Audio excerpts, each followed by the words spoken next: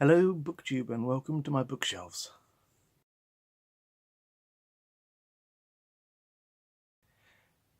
Now today I'm going to do my November wrap-up. I just started recording this video, but I had to abandon it because there was a wasp in the bedroom window. A wasp in December. And I hate wasps, so this is the second attempt at my November wrap-up. First two books I'm going to show you in November are two Inspector Morse books. I won't go into too much detail because I'm going to do a series wrap-up at the end, hopefully early next year. First one is The Way Through the Woods. In this one, a Swedish student traveller has gone missing and no one knows where she is, and then a cryptic letter appears in the newspaper hinting that she may be found in woodland. So they search for her, and then a body is found in the woods, and Morse and Lewis try to unravel it. Second one is a collection of short stories by Colin Dexter, and this is Morse's Greatest Mystery. I've also seen this published as Good as Gold, which is also another short story. So it's got two titles, I'm not sure. But Morse's Greatest Mystery. It's 11 short stories. Half of them are Inspector Morse. Half of them are not Inspector Morse. Hit and miss. Some are good, some are not so good. But again, I'll do a series wrap-up, hopefully early next year. Also, of course, November was non-fiction November. So I have two non-fiction books. And if you see my other videos, you'll probably know which theme my non-fiction November went on. First one is Shakespeare's Restless World. This is a collection of 20 essays based on objects from that period, sort of late 16th century, early 17th century. This is by Neil MacGregor, who was the director, is it called, of the British Museum, and there was also a BBC4 series about a few years ago, and also an exhibition at the British Library, which we went to, where they had all the objects. Now this is a wonderful little book. Again, it takes one object and then sort of tells you all about it. So this is a chalice that was found from the area, and so there's an essay on religion, communion, etc. There's a nice fork there. So again, there's an essay on what people ate during the period, and it's full of lovely photos, lovely illustrations, very well written, very easy to read. A nice book to sort of dip in and out of, do a chapter at a time. There's a fascinating one on flags. This is sort of ideas for when James became king, of uniting Scotland and England, and so sort of designs for how the flag is going to look. So yeah, absolutely fantastic book. Even if you don't like Shakespeare, just like that sort of Tudor period, which a lot of people do, yeah, a lovely little book to dip in and out of. My second book for non-fiction November, also on the same theme. This is 1599, A Year in the Life of William Shakespeare. This is less easy to dip in and out of. It's very scholarly, very dense, and it takes as its basis a single year, 1599, but it jumps around here and there from that, and it does jump around. He's describing the wars in Ireland, and then it will jump back to London and talk about Catholics and religion. Then it will jump back to Ireland again. Then there's a bit about the globe, and then so it does jump around. So it's not an easy read. And what it does is it takes four of Shakespeare's plays that he wrote at around that time: Henry V, Julius Caesar, Hamlet, and As You Like It, and sort of bases the structure around those. The thing I found with this book, there is a lot of supposition in it. So there are sections where James Shapiro, who I think is brilliant, but there's sort of bits where he says, so Shakespeare must have seen this article or this, or he must have read this book, or he must have been present at such and such. But very interesting book, lots of facts and figures, not as easy to dip in and out of. You really have to concentrate for this one. There's a follow-up 1606 as well, which I've got on my shelf, which I'll probably read next year. I think this was enough for non-fiction November. But after those two non-fiction books, I just needed some fiction, some fantasy. So I finished a series that I started early in the year, The Return of the King, Lord of the Rings. Finally finished it. I started The Hobbit early in the year, sort of January, February time. Read The Fellowship in spring, Two Towers in summer, and now finally finished Return of the King. Now these are amazing books, but I can see how they can divide people.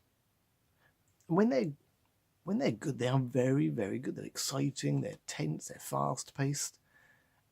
But then he goes into long chapters of world building and long descriptions of families and heritage and battles that were fought 200 years ago. The first book, because it's separated into two books. The first book follows Gandalf and Aragorn as they fight the Battle of Pelennor Fields. And it's a slow build, and there's a lot of description, and it is exciting, but it is quite a slower paced. Second half follows Frodo and Sam as they're in Mordor. If you haven't read it, I won't spoil the ending, and that is much more exciting. I mean, the action is pretty much non-stop, and the ending, again, slightly spoilerish. The ending, as they go back to Hobbiton and find things aren't quite as they left it, is quite a satisfying ending, quite a good wrap-up. So yeah, glad I read it, finally. So fans of high fantasy, you've probably already read this, but if you haven't, definitely a must-read. Another book worth persevering with is Stephen King's The Dark Half. I'm rereading all of King's works.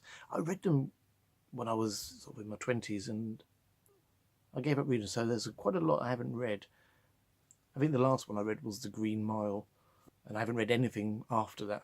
So I'm rereading some of the early stuff. Then The Dark Half is about a writer who writes books under a pseudonym called George Stark, very violent, graphic, crime dramas, big sellers. And then his pseudonym is discovered by someone, and he threatens to blackmail him. And so the writer Thad decides to take matters into his own hands and publicly kills his pseudonym.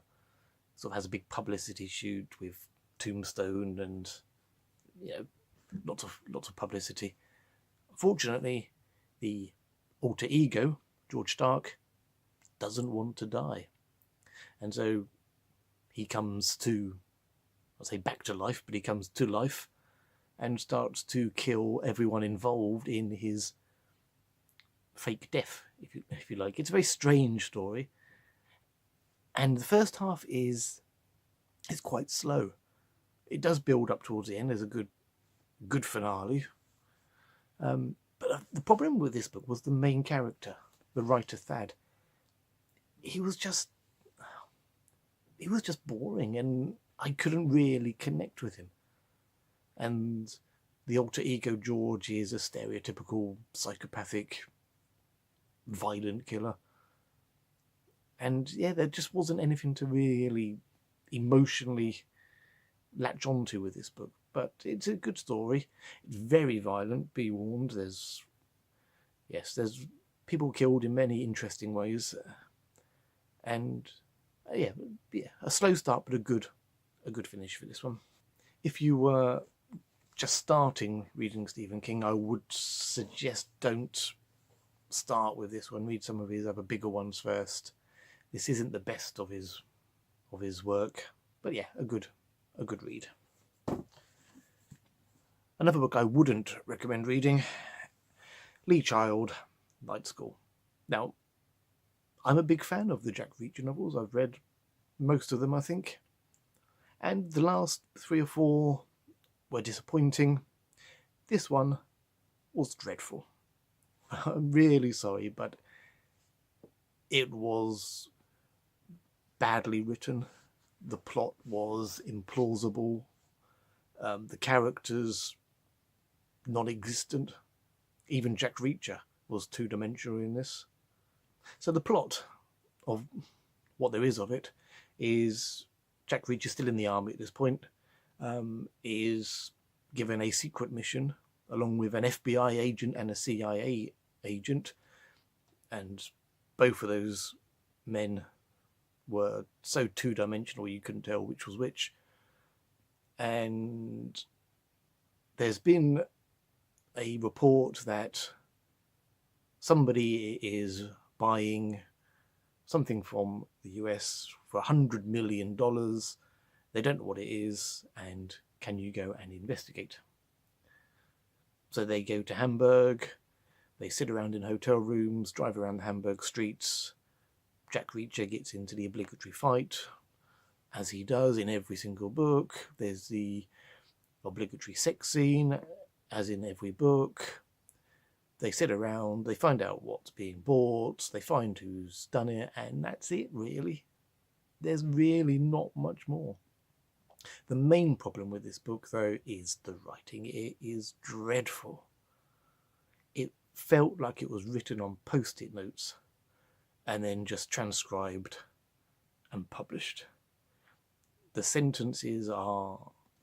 I mean, Lee Child was never going to win awards for his writing, but in this book it's even worse. There are passages where it will go, Jack Reacher got into the car, full stop. They drove off, full stop. They went around the corner, full stop. They pulled up outside the hotel, full stop. And it was just, the whole book was like that. And the dialogue was really bland, and again, no characterization, so you didn't really know who was talking to who at some points. And the finale, if you're expecting a big gunfight, all-action finale, forget it. There just isn't one in this book, and to be honest, that's me done with Lee Child. So if you see any more Lee Child on my TBR, remind me, Night School. Dreadful. Also in November, I also do read a lot of Shakespeare, and I do a scene a day. And in November, I finished The Two Gentlemen of Verona, one of his early comedies. Now, I'm not going to go into this too much because I'm thinking of doing, next year, doing a sort of a Shakespeare series. So I'm going to sort of discuss each play in its own separate video. So I'm not going to go into this too much, but the basic plot is two gentlemen from Verona. One of them goes to Milan as a sort of gap year and falls in love with a girl called Sylvia. The one that's left behind is in love with his fiancée, Julia. And then things work out that he then also goes to Milan, meets up with his friend, meets up with Sylvia, and falls in love with Sylvia as well. And it's a dark comedy. There's lots of betrayal, heartbreak. But I won't go into it too much. Like I say, I may do a separate video for it in the new year. I may do a Shakespeare series. So what am I currently reading? I'm halfway through the next Morse book, The Daughters of Cain. Then I've got 2 more after that before I finish the series. And then, like I say, I may do an Inspector Morse series wrap-up early in the new year. I'm doing the Cloak and Dagger Christmas. I'm going to read lots of mysteries over Christmas, including the Santa Claus murder, which sounds brilliant. I'm going to read that hopefully over Christmas. I'm reading Twelfth Night at the moment, and we're going to see Twelfth Night in a couple of weeks in Stratford at the RSC with Adrian Edmondson and Malvolio.